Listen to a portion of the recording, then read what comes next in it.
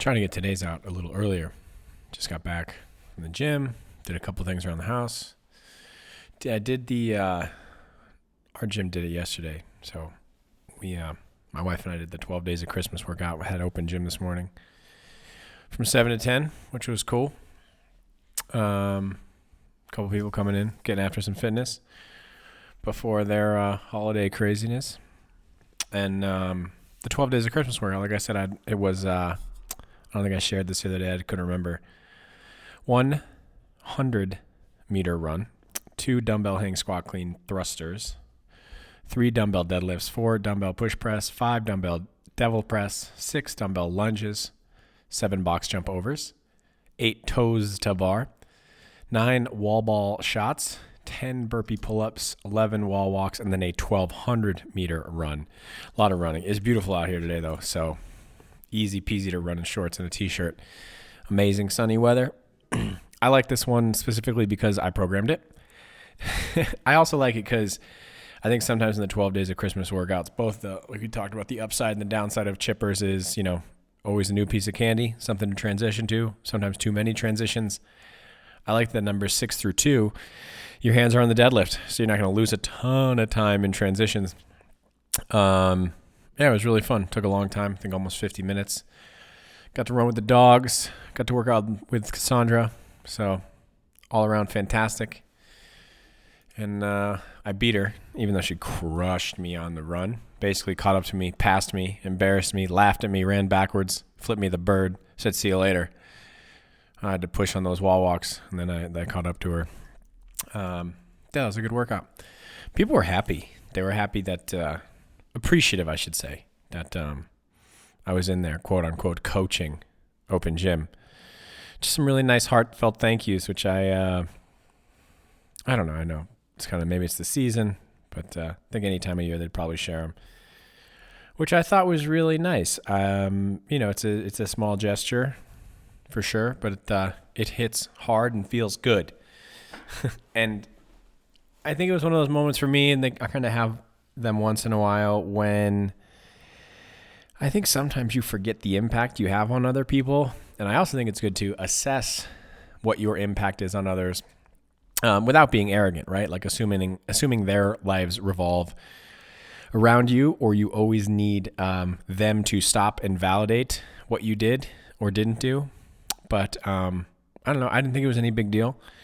Just hanging out in the gym, 7 to 10, coaching open gym. I don't really coach much, like I promised. I walked around, trained the dogs, talked a lot of smack. But the people who showed up probably appreciated having somebody there so they could come into the gym and work out. I think that's good once in a while. Don't think the world revolves around you, but just sometimes stop and think about what your actions, the consequence, the ripples your actions create. I think that's a good one. Saw a lot of it in the grocery store today. I was just kind of cool around, like holiday time. Sometimes people just seem like generally friendlier. For our others out there, the holidays seem to have the opposite effect, but I can see where that comes from too. Makes you a little bit crazy. A lot of stress. I don't have that stress around this time of year anymore, which is, count myself lucky and really, really good. So yeah, woke up, open gym, did the 12 days of Christmas workout at CrossFit Mafia. Got a DM from a buddy of mine who I guess listened to this yesterday and heard me talking shit about chippers and said, quote, "Who doesn't like chippers?" I don't, Mike. Just kidding. I think chippers are fine. But like I said, I think in the words of one of the most famous CrossFitters ever, Rich Froning, he said if it takes longer to do the transitions and the movements, it's a dumb workout. So something to think about. Maybe not words to live by. Chippers are fine. What else? Oh, man, I'll tell you this, too. One thing I was proud of in today's workout is a little personal thing here. I'd work out a lot and let the dogs kind of mill about. Sometimes we practice some place. Sometimes we practice, place stay. Practice just have them being on a leash, chained up, whatever, so they can't run around. Sometimes they get to be free. Sometimes we're doing things like hooking them up and unhooking them. If there's like a run and then something like a power clean, we'll unhook them on the run so they can run with us and then hook them back up for the power clean so they don't get squashed. Make a little doggy soup. But I often find myself finishing workouts and then thinking to myself, oh, if I wasn't taking care of the dogs, I would have been able to X, Y, and Z. That kind of pernicious chatter enters my head, giving yourself, an excuse. So a friend of mine says, believing your own bullshit. And lately I've been trying to not do that.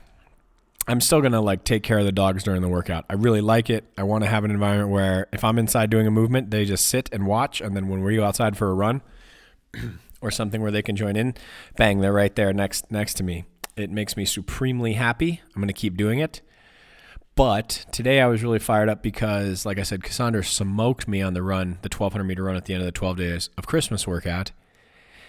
And the dogs were kind of getting a little distracted, being stupid. And I stopped to kind of coax them along and recall them and then try and throw them into a heel. And Cassandra, only extended her lead. And I thought to myself, well, it's okay that she's doing that because I'm focusing on the dogs. And I got really frustrated with myself. And so I came inside and I just annihilated the 11 wall walks after the 1,200 meter run, which I was able to do for two reasons. One, because I didn't give myself an excuse. And two, I ran so damn slow on the run. It was practically a 1,200 meter rest. But I thought that was a cool thing. It was nice. It's so easy to just make a billion excuses for yourself. So that's one of the excuses I find myself making a lot lately, especially because I'm insanely competitive. And if someone says, oh, I beat you in such and such workout, I go, oh, yeah, you did. But in the back of my head, I'm like, well, I was taking care of the dogs and, and then just excuse after excuse. No, they beat you. And it doesn't matter what the reason is. They did. So today, didn't let the dogs win. They couldn't slow me down. What else? Oh, man. Chippers are lame. Talked about that. Oh, yeah. Learning new things and kind of just being grateful. The learning new things one, I was thinking about this today really quickly because I was just thinking about this podcast and what do I talk about today, because I did want to get this one out early. And sometimes I just kind of let the muse of the universe speak to me and see what happens throughout the day. There's always a million little lessons or interesting things to talk about, for me at least, if you're paying attention. And I was thinking about the importance of trying stuff that you believe won't likely work out. One is because you never know. And two, I think it's uncomfortable to do that. And I like practicing, I think it's good to practice that skill of being a little uncomfortable, kind of the not knowing, don't have the safety blanket. And I definitely feel that way with this podcast. There's a couple other things, that I'm focused on and trying to do that I think to myself as I'm doing it, oh crap, this likely won't work out. And it's not because I'm generally pessimistic. I think sometimes you just kind of weigh the options, look at the resources and the chances. And it's a realistic take. If you were a betting person, what is the likelihood that this thing turns out well? I don't know. Probably not great. But I do think it's good to stay focused on that kind of stuff and give it a shot once in a while, especially if you're interested in it. And the last thing is, I want to talk a lot about this one, but I love nerds. And I mean this in the sweetest way. I think I might have chatted about this before. I should probably take at least some notes to make sure I'm not too redundant. We'll worry about that tomorrow. But I love nerds because I always love people who are obsessed with things.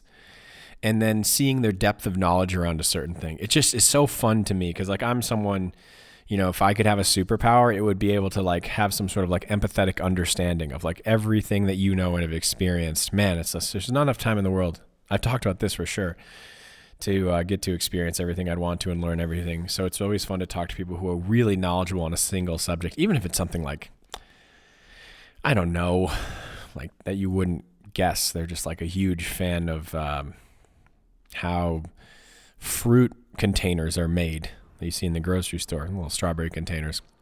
I knew a guy, that was his company. He sold strawberry containers, had a pretty successful company, which is really interesting. But anyway, again, what I like about that and what is a reminder to me is if I'm interested in something, get obsessed about it a little bit and let yourself be obsessed. Like spend lots of research on this thing, even if it's like not moving the dollar or I don't know, changing the world. It's just really fun to learn a lot about a subject that you really care about.